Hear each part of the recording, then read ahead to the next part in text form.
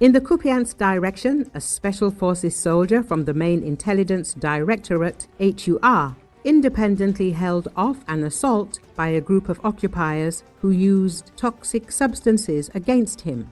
As reported by the Main Intelligence Directorate, during military operations in the Kupyansk direction, a fighter from the Brotherhood unit was able to hold back an assault by the enemy, which outnumbered him 5 times. In response to the resistance of the Ukrainian defender, the occupiers resorted to prohibited methods of warfare. They used poison gas against him. After that, the position was covered with dense mortar fire and attacked with FPV drones. As a result, the soldier received multiple shrapnel wounds and poisoning with an unknown substance, which caused him to lose consciousness. The HUR added that further holding of the position in such conditions became impossible, so the command decided to evacuate the soldier. Despite the active work of enemy FPV drones, the evacuation group was able to break through to the wounded man, remove him from under fire, and deliver him to a stabilization point, thanks to the coordinated actions and high professionalism of the Special Forces. It was possible not only to hold the position, but also to push back the enemy, the HUR noted. The scouts released a video showing the evacuation of the fighter. You can hear his comrades addressing him as Tikhon. Recall earlier, fighters of the 1st Battalion of the 31st Separate Mechanized Brigade of the Armed Forces of Ukraine left the pocket north of Rivnepil in Donetsk Oblast. According to Deep State, the fighters were surrounded on 3 sides, but showed fortitude and held out much longer than required. All the soldiers who were in position were able to leave unharmed, with only 1 lightly wounded. Last year, in the Kursk region of Russia, a group of fighters from the 36th Separate Marine Brigade, named after Rear Admiral Mikhail Belinsky, was surrounded and called in artillery fire on themselves in order not to surrender and to destroy as many occupiers as possible. However, after the artillery strike, they managed to survive, but the Russians who surrounded them did not. All the Ukrainians, including the wounded, escaped from the encirclement.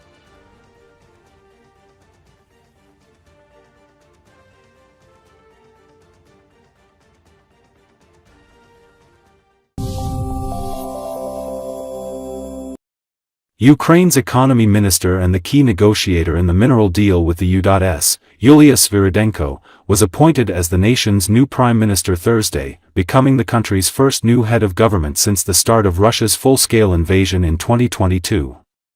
According to Associated Press, Sviridenko is one of a group of officials taking on new roles in Ukraine's government, as President Volodymyr Zelensky reshuffles the cabinet in a bid to energize a war-weary nation and boost domestic weapons production in the face of Russia's grinding invasion. At home, however, the cabinet recalibration has not been seen as a major shift, as the Ukrainian leader continues to rely on officials who have proven their effectiveness and loyalty during the war, now in its 4th year.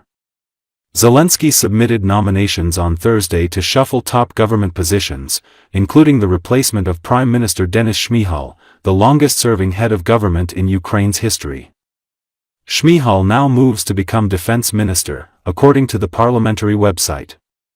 Other changes are expected in the cabinet, but Sviridenko's appointment as prime minister is taking center stage. She played a key role in negotiating a U.S. Ukraine mineral agreement, ensuring the terms were acceptable to Kiev. Sviridenko has frequently represented Ukraine in high-level talks with Western partners, focusing on defense cooperation, economic recovery and reconstruction.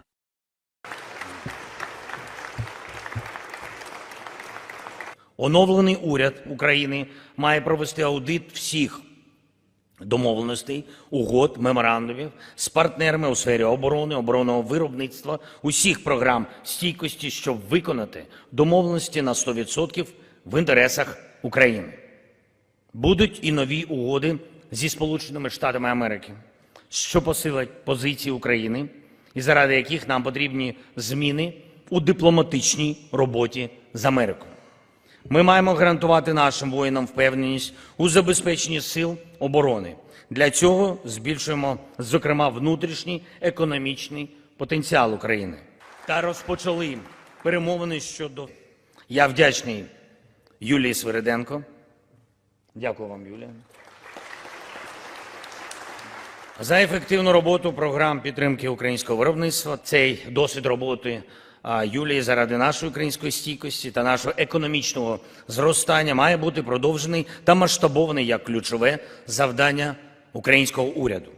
Розраховую на те, що програма урядових кроків буде представлена якнайшвидше та буде виконуватись в щоденному режимі. Кожен день має приносити Україні результат. Сили оборони та безпеки України будуть надалі отримувати увесь необхідний ресурс для захисту нашої держави, для захисту наших людей. Ми посилимо переговорний напрямок для справедливого завершення війни та гарантування реальної безпеки для України. Дякую. Юлія Анатольовна, нагадую, до 20 хвилин. Війна вимагає від нас змін політик та підходів, оновлення процесів і нових рішень. Перший пріоритет, над яким ми будемо працювати в перші 6 місяців, це якісне забезпечення армії, збільшення власного виробництва зброї та підвищення технологічності українського війська.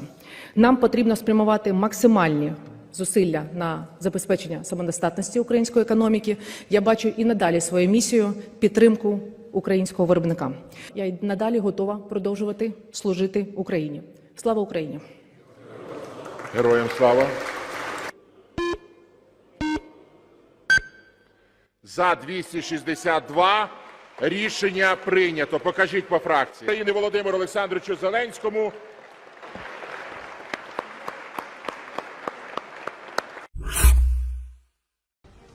At least 6 high-ranking officers of the 155th Marine Brigade of the Pacific Fleet were killed on July the 2nd when the armed forces of Ukraine struck a private house in Koronevo, Kursk region, which housed a temporary deployment point for the Russian military with HIMARS. The calculation was conducted by Nova Gazeta Europe, based on open sources. The Defense Ministry initially confirmed the death of Major General Mikhail Gudkov, Deputy Commander-in-Chief of the Russian Navy for Coastal Forces and Artillery. The ministry said it happened on July the 2nd on the border of the Kursk region with Ukraine.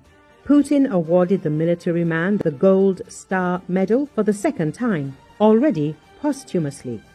Thus, Gudkov became the first in history twice hero of Russia. Appointing the general to the post of Deputy Navy Chief in March, Putin said that he would command the entire fleet's marine infantry as well as missile and artillery coastal forces. The president called the 155th Brigade one of the best in the Russian armed forces. The unit is stationed in Primorsky Krai. The head of the region, Oleg Kozemyakov, said that along with Gudkov, his loyal comrade, Lieutenant Colonel Nariman Shikaliev, who had served under contract in the Marines since the beginning of the war, died. The officer was buried in Derbent on July the 5th. The administration of a district in Chuvashia reported on July the 11th a farewell to Colonel Sergei Ilyin of the 155th Brigade, as reported by RIA Novosti. On the same day, Barnaul authorities published an obituary for second-rank Captain Alexander Shipunov. Another officer killed was Brigade Chief of Staff Colonel Leonid Bashkadin from Kursk. He was reported by the veterans organization Combat Brotherhood. And on July the 7th, a post about the death of Bashkadin's aide, Major Shamil Murtazaliev, in the Kursk border region of Dagestan appeared in the Telegram channel of the Botlishki district of Dagestan. According to the Ashes Kursk Public, a total of 12 Russian military personnel were killed in the AFU strike on the field headquarters in Koronevo. An obituary from the veteran organization Typhoon said that 4 missiles flew into the forward command post, and in addition to Gudkov, at least 10 people were killed, many of whom were senior officers, the new brigade commander, his deputies, battalion commanders, and service chiefs. Kommersant's source claimed that the fire raid took place during a formation of personnel. The 155th Brigade was involved in the invasion from the beginning. According to Ukrainian military intelligence, the unit's Marines were involved in the killing of civilians in Bucha, Irpin, and Gostomel in the Kiev region, as well as the shooting of prisoners of war. In August 2024, the military brigade published a video with the head of a Ukrainian soldier impaled on a stake.